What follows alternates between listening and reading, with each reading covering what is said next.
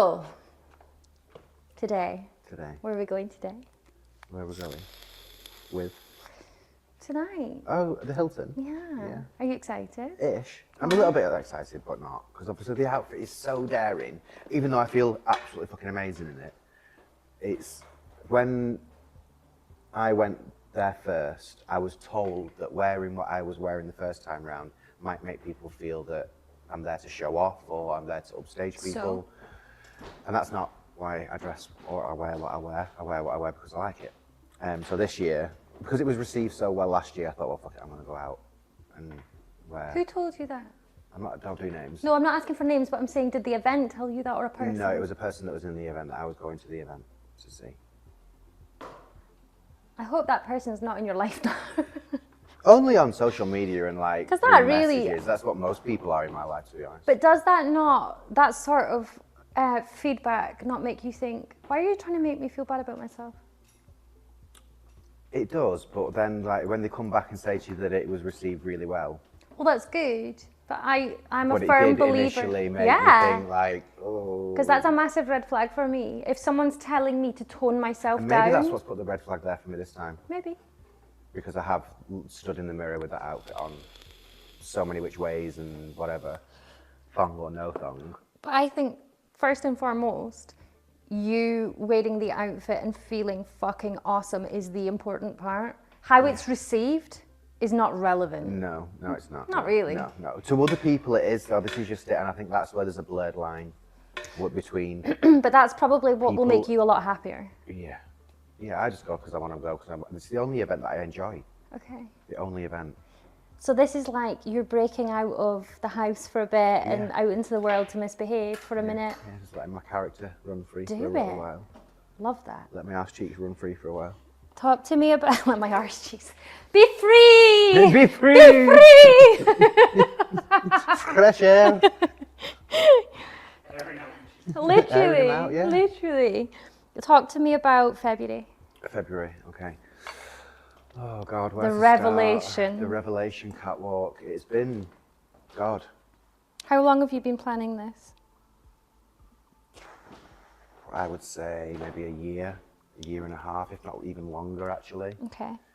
Um, and is that how long you'd sort of been planning to wind down, or was it all? No. No, I was literally. I was meant to be winding down this September and stopping doing what I'm doing. Not stopping, but Slowing down and doing things that I enjoy more, that I can learn to do, because my body isn't the same anymore. But it's been like nearly 18 months in the planning, and originally it was meant to be like a small kind of farewell, kind of see ya, thank you to the community and thank you to the Harris Museum for supporting me and putting my designs in the museum as their permanent collection. And then one thing happened, one thing led to another, somebody else heard about it, then somebody else heard about it, then magazines and journalists started hearing about it and press agencies, and I was like, oh my God, like I can't believe I'm getting these emails. And I thought, you know what, seeing as it's getting this big, I'm going to ask a few people that I know, that I've worked with before, if they would walk. And they have most certainly said yes. Well, that is very exciting. It is. Okay. How are you feeling about it? Do you feel prepared? Do you feel like you're on the right... No. No. Why? I do not at all.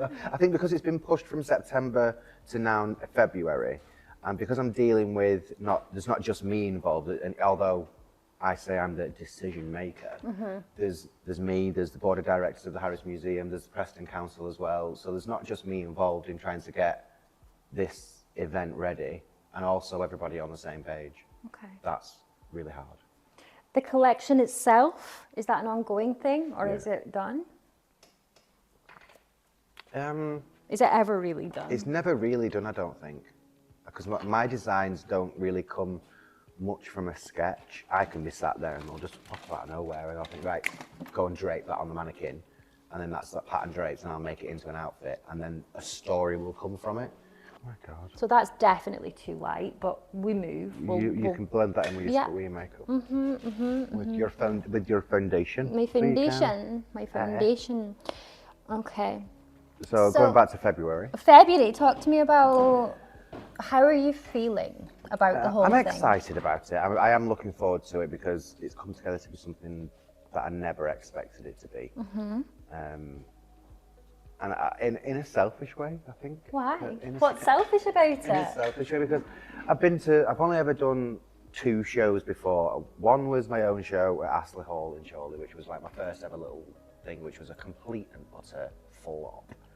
Why? Because it was, oh my God, it was. When was it? Like 5 years ago, 6 years ago. Right. And music was off.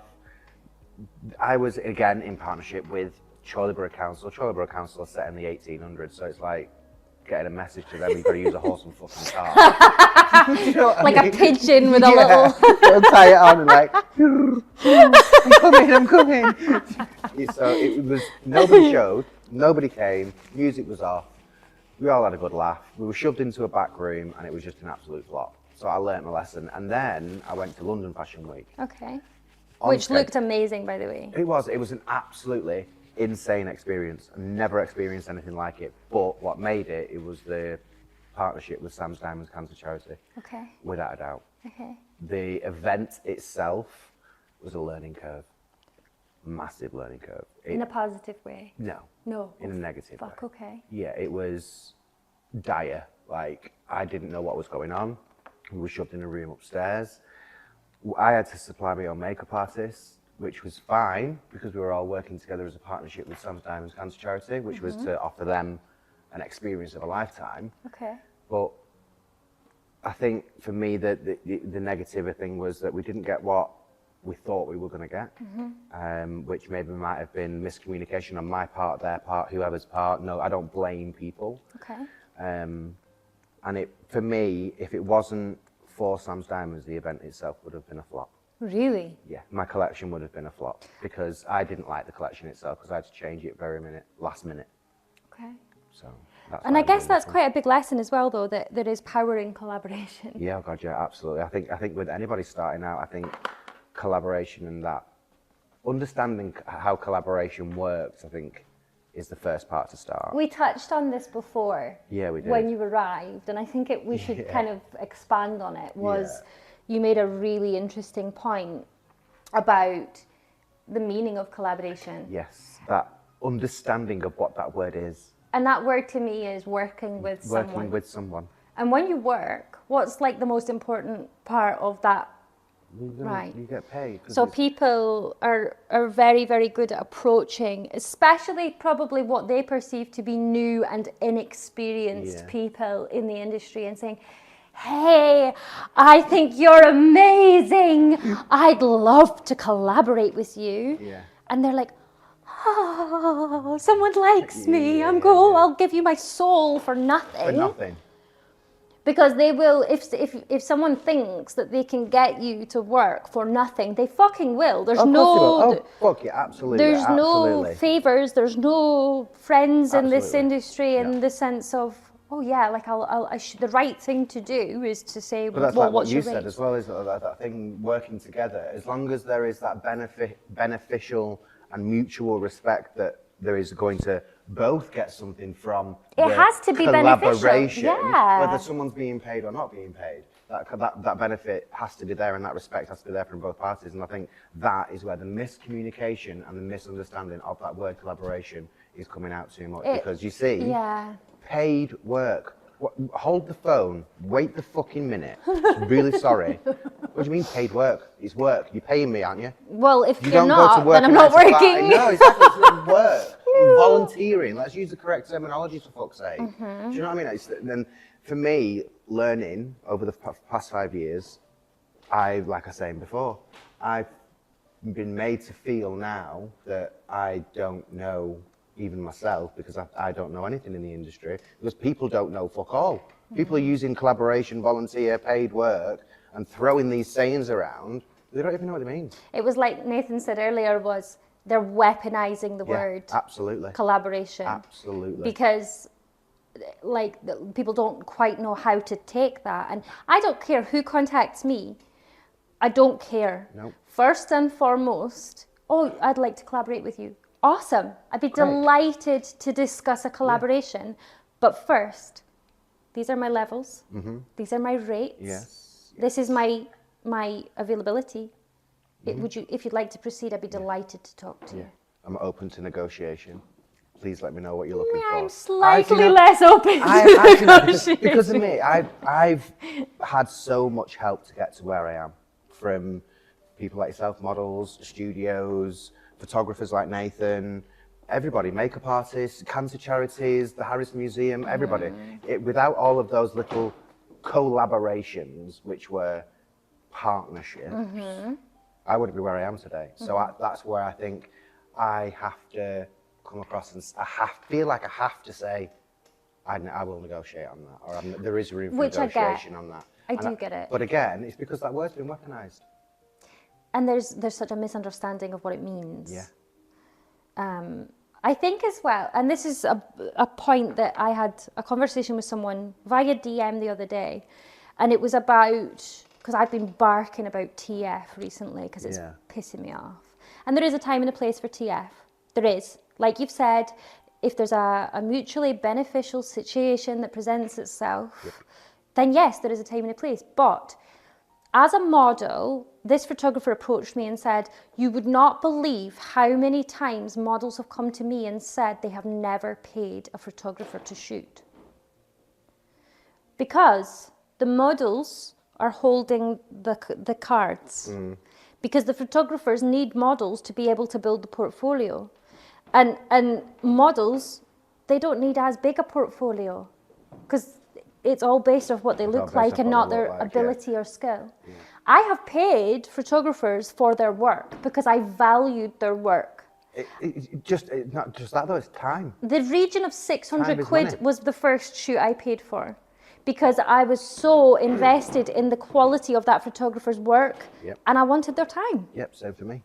So for me, coming back to the industry, I was prepared to pay a lot of money to build the portfolio that was going to benefit my career. Yeah, because I was older now. I'm a bigger girl now. I'm 30 plus and some. At the time, I'd just turned 30. So yeah, I understood that I had a bit more work to do. And so for those who were not willing to invest in their portfolio, you're probably not that serious about this then, Bobs, because you're just looking for images, not decent portfolio work. So it's an interesting conversation. It's been, like, I'm relating it to the show. February, it's been really hard because, again, with the show, I like to make sure that everybody who has been supportive of me over the years is still included. But that also then, as I've learned over these past 5 years, about this misunderstanding where people have led me down the garden path to benefit themselves, I've got to the point now where I understand more through mistakes of collaborating. And now I feel that I can't afford to continue doing photo shoots, paying £600 for a photographer, £300 to a model, £400 to a makeup artist for the day, for example. Like my last shoot, it set me back maybe £2,500, £3,000. And I think, again, for newbies or that are coming into the industry that want to build the portfolio, that's a scary amount of money to spend. So I think, again, that word collaboration has such an influence on people where they feel they have to do things for free. Yeah. I understand to a point. And I think that specifically because all I can do is talk from a model's point of view. You know, I was very fortunate in that I was a little bit older and I had a little bit more life experience, and I'd worked in corporate environments and in your public jobs. So I had the skills to be able to manage those situations, whereas some people have not got that. And that's I've not had that experience or that knowledge to be able to come into this industry. Confidence. And that's where I've lost so much, where now I back myself into a corner thinking, right, well, that's not right, that's not right, that's not right. I can't afford to do that. I'm not going to commit to that. So I'm not going to do photo shoots with models, or if I can't afford to pay them what they're worth. If it's a partnership, then I will do my utmost to make sure that it's beneficial for both parties. Of course. But most of the time it gets twisted. Okay. Interesting. Because it does get twisted, doesn't No, it? it is interesting, and it does get twisted. And you know, I think that you and I are a similar age, and I think the industry kind of feels a bit high school with a lot of High things. school? Yeah. Play School. And it does, and I think that that kind of culture kind of transfers into the transactions as well. Absolutely. Where someone politely declines someone's request to collaborate or to work with, well, who the fuck do they think they are? Yeah. And that has an impact as well. Yeah, it does. And actually, we find ourselves feeling like we're back In the playground. 15 years ago, Yeah. 20 years ago. I certainly have felt a lot of that recently. Yeah, oh, absolutely. Because Without I've doubt, without set doubt. boundaries that That's just it. When you set the boundaries because you've learned from your mistakes and other people's mistakes and your own experiences, and you're the one that now says, actually, no, I'm not, that's not for me, you're the bad cop. absolutely. What the hell? Why are you the How bad cop? dare Why you are we? decline? Why are we the bad cops for saying no? For something that isn't mutually beneficial. There has to be boundaries in place, Absolutely. and that without it, it's so unhealthy. And I actually have never been so delighted to be so able to use the word no. Do you know what I learned the other day? What? I have never been so delighted to be alone by choice. I have, honest to God, I have never been so happy I about get it. it. I fully get it. People start talking to me and I'm like, Yeah, I'm not interested in your drama, their drama, somebody else's shit. I'm really not fucking interested anymore. There is that much playground bullshit that goes around this industry, like any industry, I suppose, but even so, fuck off, I can't be arsed. No. And now that I'm that person that says, no, fuck off, I can't be arsed, No, thank I you. don't want to work with you because of Yeah. X, Y, and Z, I'm the bad Sometimes, cop. but you don't even owe people an explanation. But we do. We still do. I know, I promise you, that's one thing I don't do. Do you not? No. Oh, why do I feel like I've got to explain to No. people? What? Fuck Like if that. someone approaches me and says, I would like to collaborate with you, or I'd like to work with you, X, Y, and Z, and I'm thinking, that doesn't really serve me. Yeah. I'm not feeling that. But If- then I feel like I've got to explain No, myself. thank you so much, but I'd like to politely decline on this occasion. I wish you all the best. That's as far as it goes with me. That's about as much as I owe that person, because I'm not being unkind. I'm being completely polite. I'm giving a direct answer. I don't owe them an explanation. Yeah. I don't. And especially because giving them an explanation that they might not receive well, I'm actually not protecting my peace by doing that, because they could attack me. Protecting peace. Oh my God, protecting peace. The value of peace is so underrated. I've only just started to learn that value of peace, and that's why now I can say that I'm happy to be alone. I by literally had choice. this conversation with Sarah last week. Yeah. There's something insanely special about a person. In my experience, a woman, because obviously I have these conversations with my girlfriends, especially having been married and with children and these sorts of things. Someone who lives in chaos, they then remove themselves from said chaos and find peace. Yeah. Then somehow chaos finds them again, and then they realize the value of that peace. Yes.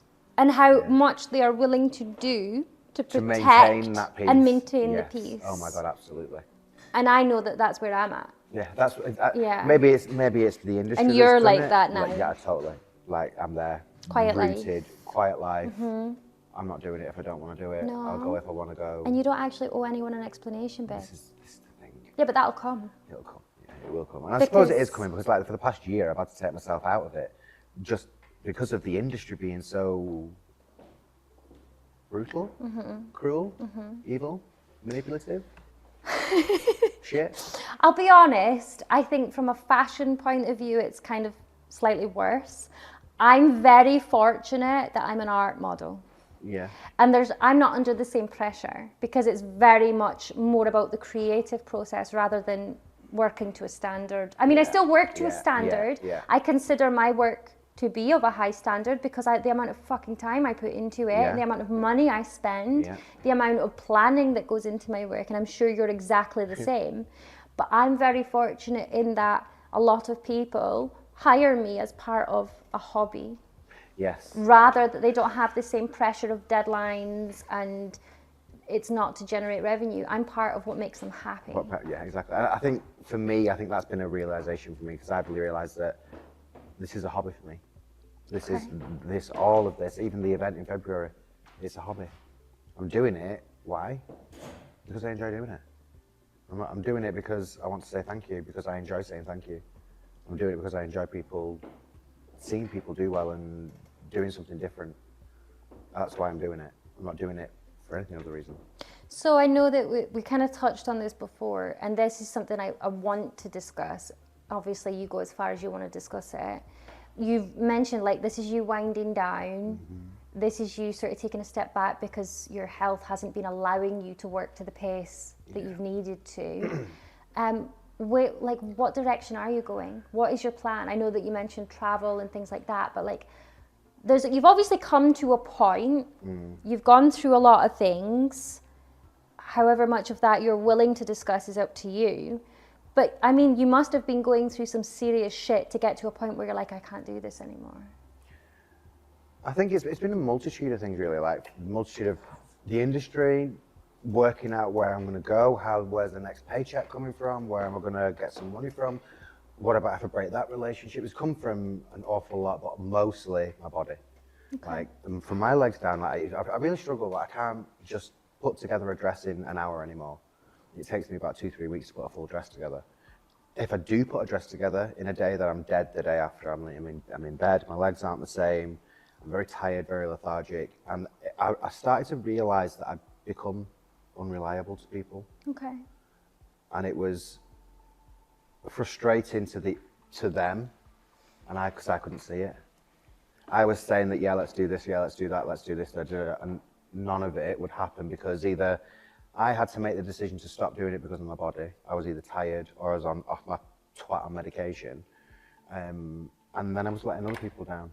And it got to the point where I started realising it. And being somebody that's unreliable doesn't work. No. It doesn't work. Especially when the industry is the way it is. And it changes like it's that. so fast paced. Yeah, you got to be on the ball, and my body is not on the ball. My brain might be. My ideas might be. The designs might be. But my body itself, no. So this is why I've got to wind down. And a part of that has come from the hate, the discrimination, the slander, plagiarism, from all sorts of angles, from being in a collaborative friendship. But yeah, it's cost me everything. And so you're exhausted? Yeah, I'm done. You're done? I'm done. Okay.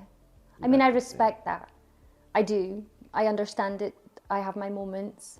Nathan is present for all my meltdowns. Yeah. And there's days where I'm done. And then I'm like, wait a minute, I'm not done. I'm not done. Do you not feel like that might be the case? I'm done in the respects of trying so hard. I think that's what I'm done with. I'll do what I want when I want, if I want. And with no explanation or excuse or justification? No. That's much better. It's hard to adjust to, though, when you've been the one that appeases other people and makes other people feel comfortable and does things for other people. And when I've started to look back, everything that I've done hasn't never been for me. Do you feel the need to be a little bit more selfish about yourself now? Yeah, and that's hard to adjust to because I feel like I'm being selfish. But you're allowed to be selfish. That's how there's a healthy level of selfish. Okay. There has to be. Okay, I'll put it like this then. So you've been beaten down for 5 years. You've had that much shit spread around you that apparently I've scammed a charity. Sam's Diamonds, apparently I scammed them out of everything. Absolutely everything. Fucking crock of shit. When you have had somebody or people, witch hunts, everybody has had it, I know that. But when you're on your own, and I mean on my own, I don't have a boyfriend. I have a mum, but she's not mentally there with me. It's not her thing. She doesn't give a shit about fashion. I don't have any brothers, sisters, aunties, uncles, nephews, and granddads. Nobody. Yeah. And over this past 5 years, I've been making that many mistakes and learning because I've not had the right guidance. That yes, I've pushed people away. Yes, I've called people fucking out. And yes, I've called people fucking dumb and stupid because yes, in my opinion, yes, you are. And that has led to me being so fucking alone. I forgot how to have that relationship. So that's why I'm done. So there's a lot of trauma attached to Yeah. your experience. I can't do something without that imposter syndrome at the back of my mind telling me that that's being said, or you know what they've said. And I think at the moment, for me, I'm adjusting to coming round to being myself. Yeah, and that takes time. Yeah, because I'm becoming stronger and I'm being the one that says no, or I'm saying, do you know what, actually my hourly rate is £45 an hour. You want that dress, it's 750 quid. And I'm not hearing anything back. It feels even more alone. But I'm choosing that now. And that's what's hard to adjust to. Because I've been hurt, I've been beat down, whatever. And now I'm so alone, I don't know how to make relationships anymore. I don't want to engage in the relationships or the communication or the chats. I think a big lesson for us as businesses, as in the businesses under my brand umbrella, has been you can't seek comfort from people that you're exchanging money with, because there's always a motive. Like my relationships in this industry are purely professional to an extent. That's what I've struggled with. Yeah. Absolutely, and I will hold my hands up. Yeah. Like that boundary between friendship and business. I used to be the Don't know it. same. I I'm became not there, too non-existent. personally invested in people, and it wasn't until I opened this studio and the flies started to drop. Yeah. My relationships and my dynamics changed so drastically because I had elevated myself. Yeah, that's what happened. And people dislike, they want to keep you exactly where it feels comfortable for them. Yeah. And when you start to outgrow those relationships, they don't like that. I think as well though, I think what other people don't, it's not even sometimes about outgrowing the relationship. I think what some people need to understand is that you will understand as being a business owner, Nathan will understand it as being a business owner. Sometimes we are put in a situation where we have to make the hardest fucking decision of our lives. And that can be between choosing this person for a catwalk or that person for a catwalk. And you don't have a third option. There's somebody is going to get let down. Someone's feelings is going to get hurt. Someone's feelings are going to get hurt. And then when that person gets hurt and you think, that's a friend, I can talk to them, let's sort us out. And then they turn around and they fucking plagiarise your whole fucking idea, call you a this, that and the other, call you a charity scammer, discrimination against disabilities and everything. But a lot of that speaks volumes about that person's character. I agree, absolutely, it's 100% agree. And that's why I have not risen to the bait in any way, shape or form over the past year, and that is what's eating me up. That's why I've had so much time to reflect on me, how I've been, what I've done, what I've doing said. your inner work. Yeah, what I've said, how I've treated people, how I've gone about situations. And every fucking time I've come back to the same point. I made that decision in the best interest of every party involved, regardless of whether people are going to get hurt or not. So we're gonna have a chat now. I would like to ask you some quite direct questions with regards to the highlights of the career. Okay. I want to talk about what's made the journey special for you, and like real turning points that have been positive for you. Like what can you take away from the last? Are we rolling? Yeah. Yeah. Oh, okay. What can you take away from it and say that's really impacted me in such a positive way, not just from a professional point of view, but as a person? Okay. So we'll start off as a person, because I was thinking about this the other day, because obviously coming on to Oh Dear Diary, I've been thinking about what we want to talk about. Yeah. The biggest thing that I'll probably take away from this, and that I would say is a highlight or has constantly popped up, is other people. Okay. No matter how much of a cunt some people can be, right? Yeah. Seeing other people, what they can do, what they can achieve, when they don't believe they can achieve it, honest to God, is powerful. It's incredible. Yeah.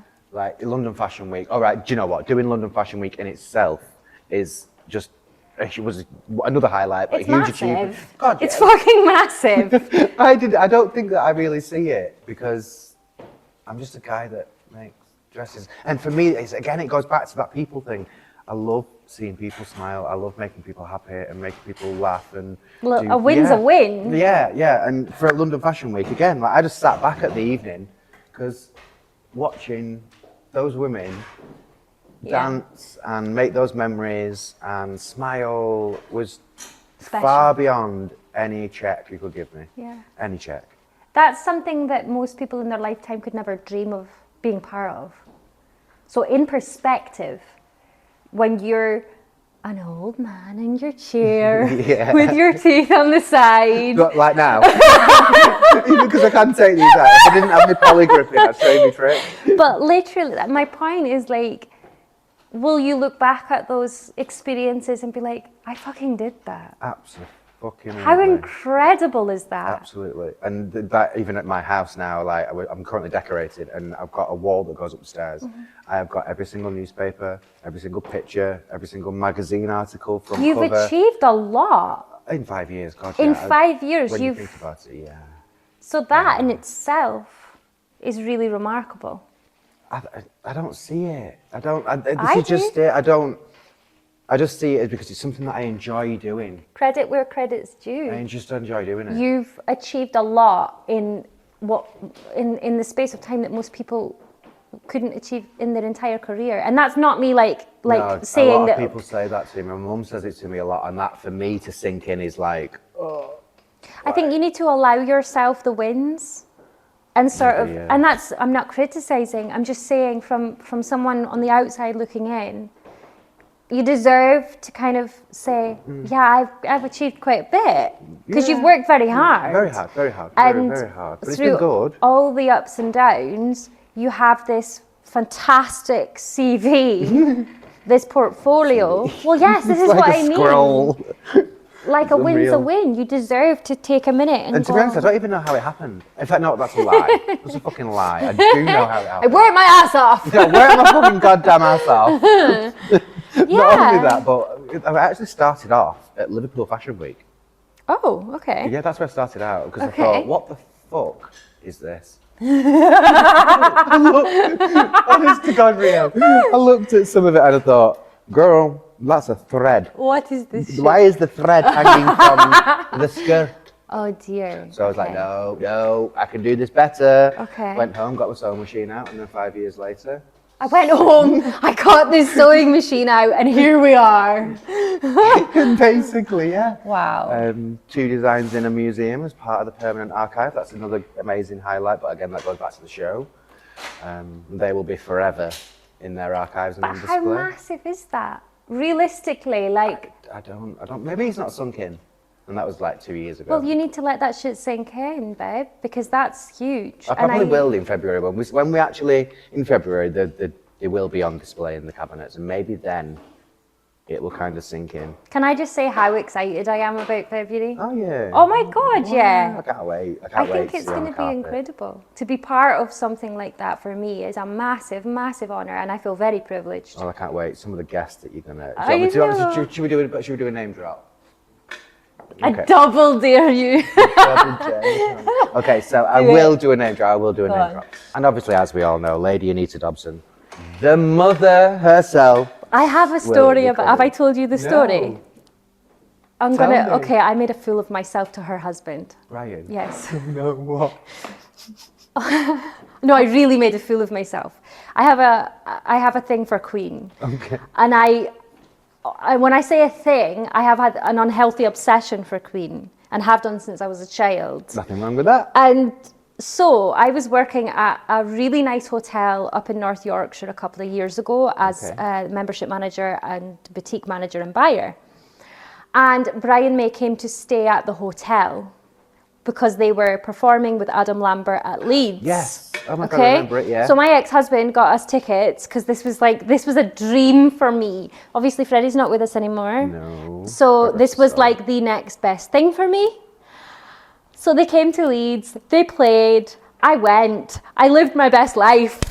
You know what, just the tears and the laughs and this was the moment of my life, that was everything. And then I found out the next day from the guest relations team that Brian was in the hotel and he was making his way to the spa and I was putting together cards and gifts for the VIP guest, and then realised who it was. Oh my God. And so all the whole spa knew about my obsession and that I'd been at the concert, and I'm just getting sweaty thinking about it. Like, actually, I'm going back into the mood. So they came to the spa. He walked into the shop that I was working in, and I set eyes on him. And I couldn't breathe, and I'm sweating, and I'm panicking. And I went, "Nice to meet you." I fucking curtsied! I curtsied! Sir, Queen. I literally went, "I'm so happy to meet you." Fuck off. Then he was like, "Bless you, my child." I don't remember what was said. I was so mortified. I blacked out. Now that's called being starstruck. Fucking curtsied. Oh, I don't know why to this day. I'm mortal. I'm getting red. Look, I'm red. I'm red. Look. I'll give him an email later on and see if he remembers you. I was so upset. But what was worse, this is the bit that guest relations at this hotel really fucked up. And they gave him a welcome card with like fox hunting on the artwork. He's an advocate for So, Can you move back in? Oh, I'm sorry. I'm back in shot. And so my Foxes, that's the wrong thing to give. They didn't really do their research. No, that's bad. So, but I wasn't guest relations, so I didn't give a fuck. I was like, So, for example, if Brian, because obviously there is every chance that he could come to the catwalk show in February. I won't curtsy. Like you're there with the microphone on the blue carpet. Sir Brian. Nice. Your Majesty. I'll be like, just get her. Someone get her. She's on day release. On day release. I definitely. Round the back. I definitely have adjusted to that sort of situation now, but at the time, I wasn't prepared. I wasn't prepared. So that's my mortifying I thought you were going to say claim to fame. No, my absolute claim to shame. Absolutely. Not really though. I was mortified. I never. But people were watching. So people were actually witnessing this because my shop had all glass all the way around. The whole spa. We wonder how many people got a picture of that. Oh God, please don't. Because then now people will start tagging me. People will start tagging me in this shit, and honestly, there's not a moment. Ask Brian if he remembers. My entire life, right? My entire life. This is the moment I've never been so mortified. I've shot naked in public. Yeah. I've walked the streets of Manchester with everything to show. Not that sounds like a hooker, but I know what I'm saying is I've shot in some very compromising situations that most people would think were absolutely mortifying. They have nightmares about being naked in public, and I'm like, hey, I'm here. There you are on one knee to Brian. That was the moment in my life I can never recover from. I actually have broken out in hives thinking about it. They actually say though, don't they, that for decades there's always one memory that you will live with forever. That's the one. Be that memory that you live with forever. So anyway, I want to talk about your positive memories. My positive memories. Moments, the pivotal moments in your last 5 years or before that led to this. Like, what was the moments that you thought those will stay with me forever? London Fashion Week. London Fashion Week, working with Lady Anita Dobson, obviously, and seeing her on stage with wearing my design. That's really special. The show in February, and most of all, I've got to say it, and even though it is personal, it's my personal self-growth, what I've learned about myself. Do you feel like this industry has had a positive impact on who you are now, in a way? Yeah.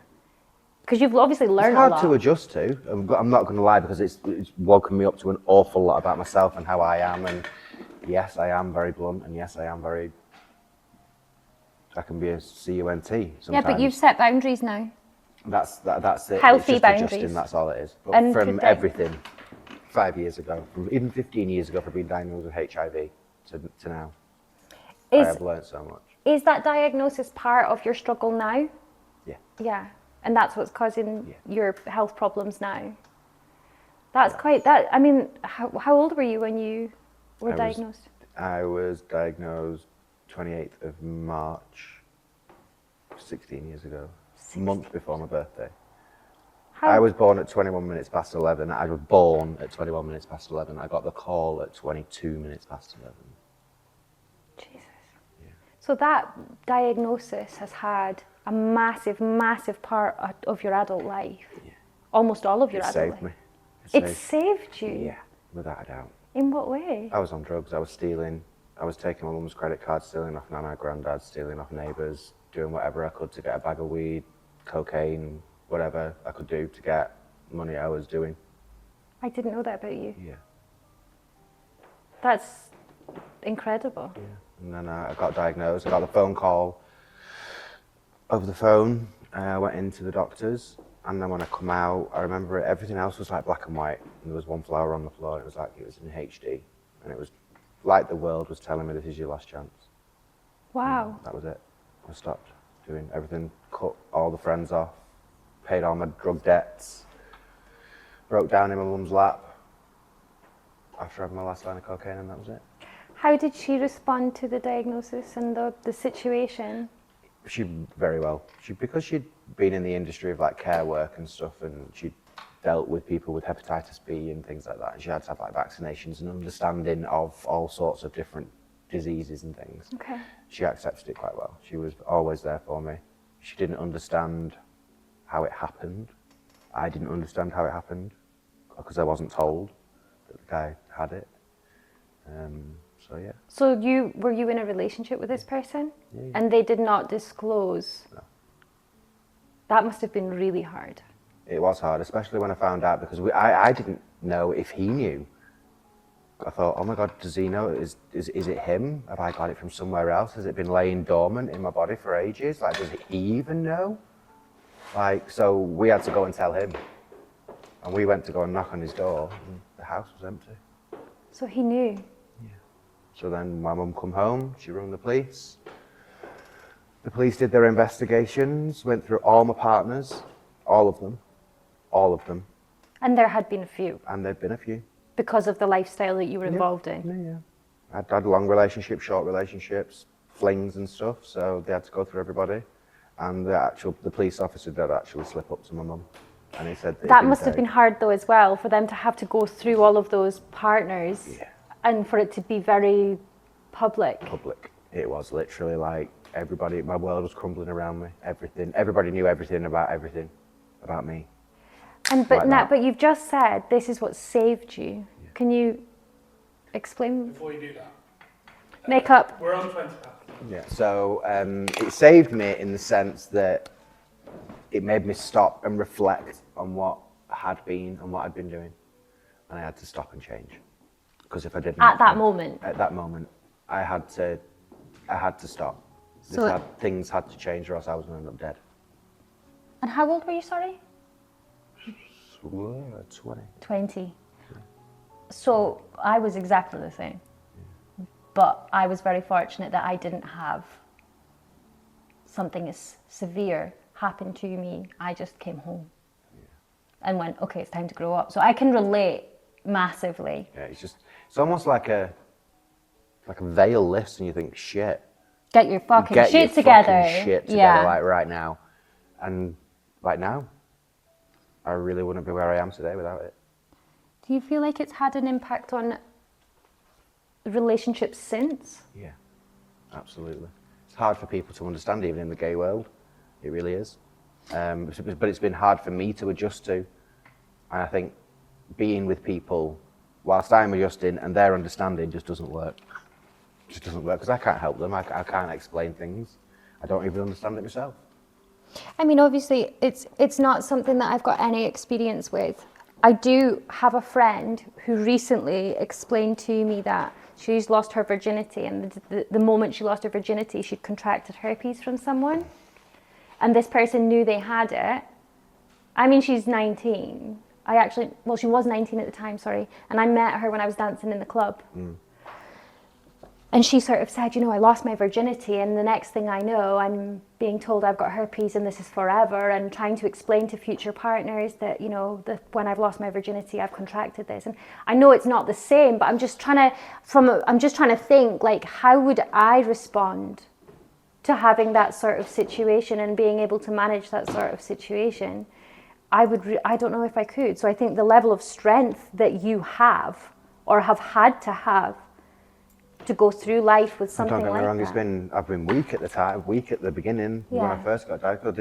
I'd never been educated about it, not even in school. Well, they wouldn't though, would they? Because it's... I didn't know. I mean, I didn't even know that you could take a pill 24 hours before and I wouldn't get it, I wouldn't catch it. Really? I didn't know about that. If I'd have known, I would have bloody gone. But I was literally knocking at death's door because he didn't take medication. The amount of virus in his system was that high. Jesus. That my body just soaked it up. And within 24 hours, 48 hours, I was knocking at death's door. Jesus Christ. So how did you find out? Like, you were poorly? I thought I had a water infection. Okay. And then I think it started getting gradually worse and worse. And then, just in case anybody, like, if you, it's a bit vulgar this bit, but it's honest, it's truthful. Yeah, go on. I started with pus coming out of my Yeah. penis. And I shit myself, went to the emergency doctors, and they sent me to the clinic straight away. Jesus Christ. And then the day after, I got the results and got the phone call.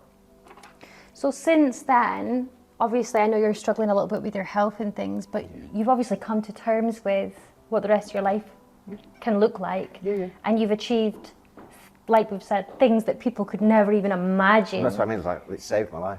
'Cause It's where would I have actually been? been a massive It saved my life. fuel for you to say, despite this situation, despite what the drugs, despite Despite everything. so in spite of all those fucking negatives, you've created this life that has become so positive. Yeah, that's what I tried to do. And the skills that you've gained and the talent that you've had, you've been able to channel into fashion. Yeah. And now, Yeah. Now we're this gonna is the product of the your Kingfisher. work. I know. Yeah. And I'm shooting Kingfisher. Yes, I'm you very, are. very happy about I'm glad it. you're happy. I'm glad to I'm come and see you in excited. it. It's definitely, these looks are definitely me. I think some of the Kingfisher collection is probably not things that I would have suited, No, but like I'm big very... pinks and bows is not. Bows is not my thing. Doodles As and bows. beautiful as it is. Well, that's just it. Like everything changes. And I changed. I've learned a lot about myself over the past 5 years, and to be here now, to be able to actually be able to talk about it. I think you're very brave, and I really respect it, Thank you. and I admire it, because not many people can sit there and talk so openly, so I think you're incredibly brave for doing that. Thank you. I do, genuinely. I think a lot of people hide behind... A facade. Yeah, and This actually... falseness and social media, they hide behind it all, don't they? There's power in owning your shit. Yeah. And that's the biggest thing I learned for this last year is let them. Let them. A year ago. They're going to hate me. That is exactly what I decided to do. I thought, fuck it, let them, because Let you know what? Even when I was a cunt when I was younger, before I even was saved by HIV, I was stealing, I was doing drugs. You all called me a cunt anyway. So am I. You know what? You know what? Fuck it, yeah. So I'm going to be a cunt. I'm going to be a cunt. How about that? Love that.